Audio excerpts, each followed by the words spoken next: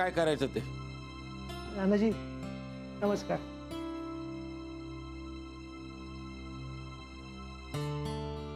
राधिका, तू तिथे जाऊन पापड लोणची मसाले बनवणार होतीस बरोबर. मग ते तिने स्वतंत्रपणे जाऊन स्वतःच करायचं.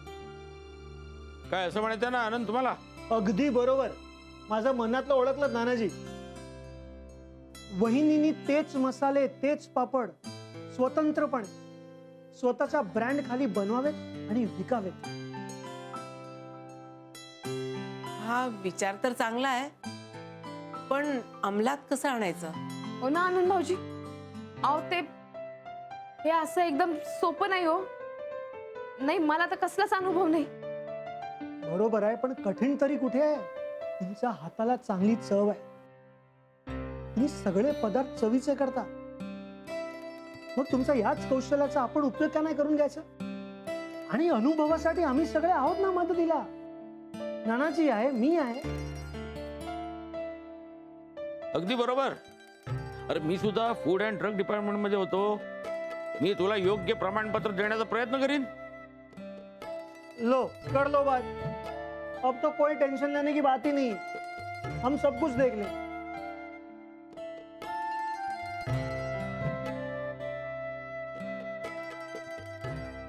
पण हे सगळं एकदम असं कसं व्हायचं? मी सांगतो. आधी घरगुती पद्धतीने सुरू करायचं आणि मग मोठ्या प्रमाणात जागा शोधून. बरोबर ना नानाजी? अगदी बरोबर. योग्य सल्ला देतोस बाळा. पण आनंद भाऊजी, हे असं एकदम व्यवसाय करणं इतकं सोपं नाही ना. कसं काय जमायचं मला? आणि मला काही अनुभव नाही, हाताशी पण काही नाही. कसं होईल? बरोबर आहे वहिनी तुमचं. अगदी कोणी उठून असं बिझनेस सुरू करू शकत नाही. त्यासाठी खूप गोष्टींचा विचार घ्यावा लागतो. हा, आणि हे बघा ना, म्हणजे रॉ मटेरियल, जागा, लेबर, कॅपिटल, टार्गेट कस्टमर्स, त्यांच्या आवडी निवडी, त्यांचे फेस्टिवल्स, सगळं विचार करावा लागतो.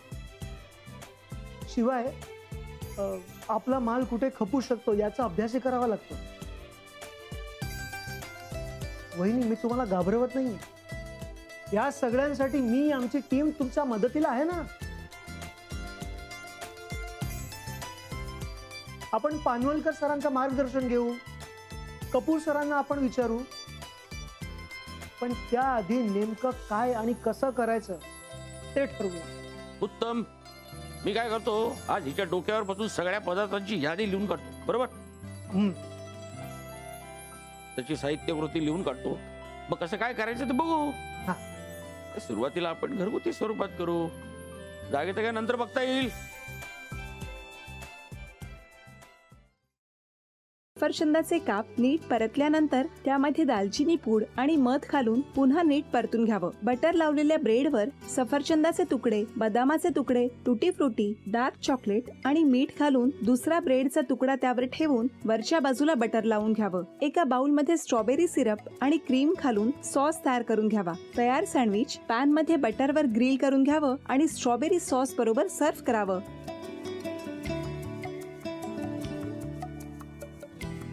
हे जेव्हा बोलत होते तेव्हा मी बघत होतो की या दोघांनी स्वतःचा संसार उभा केलाच, पण स्वतःच्या संसाराबरोबर अनेकांच्या आयुष्यात आनंद निर्माण केला. तो आनंद महत्त्वाचा. हसत राहा, आनंदी राहा असं म्हणत शुभेच्छा देऊया. आणि ही झी मराठीकडून भेटवस्तू डेव्हिड तुमच्यासाठी. अभिनंदन. आणि वहिनींना तथास्तू पुणे यांच्याकडून ही पैठणी. अभिनंदन.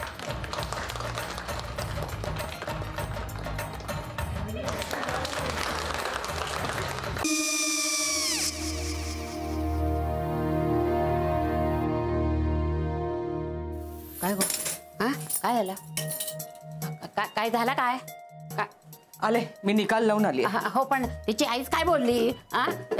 तिला वाटलं का सगळ्या निशाने आपल्या चुका कबूल केल्या का? आई, मी चांगलं सुनावून आली आहे.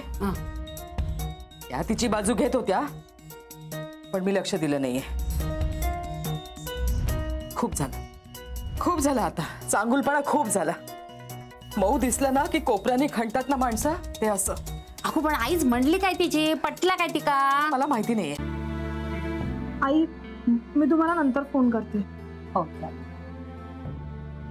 आणि आई बाबा जे बोलले त्याचं वाईट नका वाटून घेऊ. सॉरी. सॉरी काय त्यात? नेहा आले. आई मी येते. हो काकू येते.